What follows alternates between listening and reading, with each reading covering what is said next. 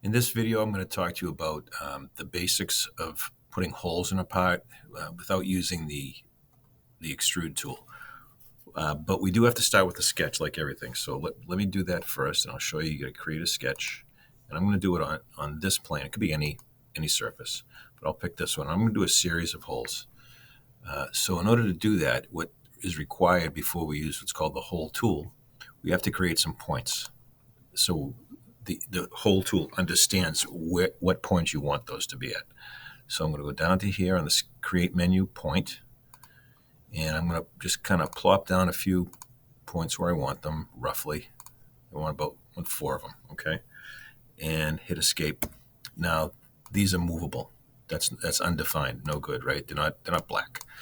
All right, so I want to do my sketch dimensions, and I'm going to go from this edge to here, 0.750, and I'll do the same thing for this because we're going to make this like a whole pattern, all right? Come on. There we go. All right. From the top down, I'll go 0.5. Do the same for this hole, 0.5. All right. Now I'm going to go between holes. From here to here, 1.375. I'll match that on the bottom, 1.375. All right. And then vertically, between hole centers, 1 inch there and 1 inch here. And that should define everything. All right, everything's where I want it. It's all defined. Finish my sketch. All right, so now what I've got here is my points where I'm going to put the holes. Got to have that ahead of time. All right, so up at the create menu, create.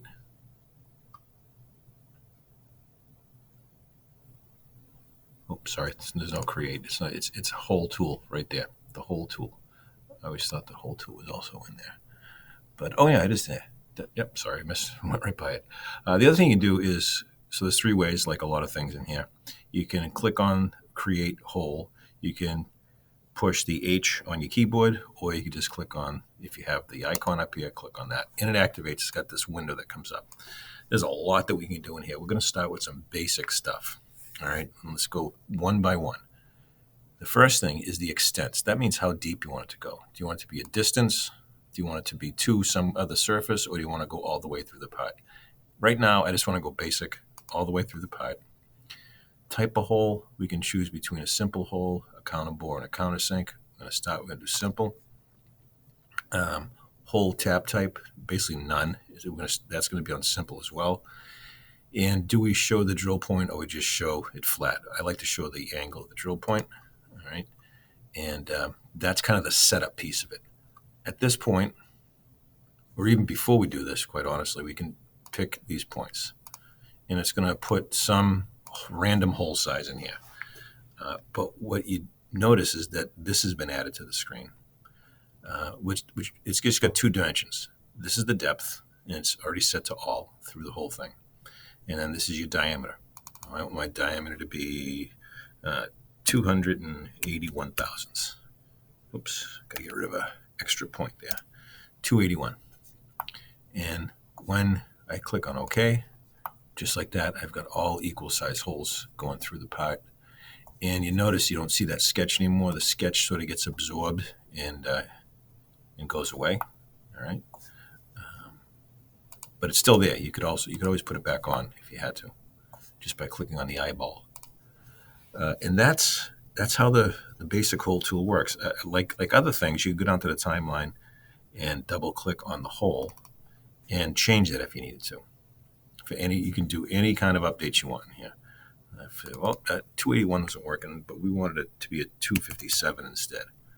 Or it's like, well, it needs to be really big. Make it 1/2 inch. All right. So then OK, it updates everything. You save it. Always save your work.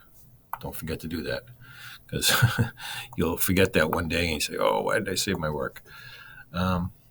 But that's the basics to do it a regular, just a basic through hole. If you wanted to change that to make it a blind hole, Easy enough. Double click this. It's the extents instead of all. Go to a distance. All right. And you can either drag this arrow up, or you can put the depth where you want it here. I'll just change that to 0.6. And you can see now that they're blind holes. They do not go all the way through. And that's the basics for holes within Fusion 360.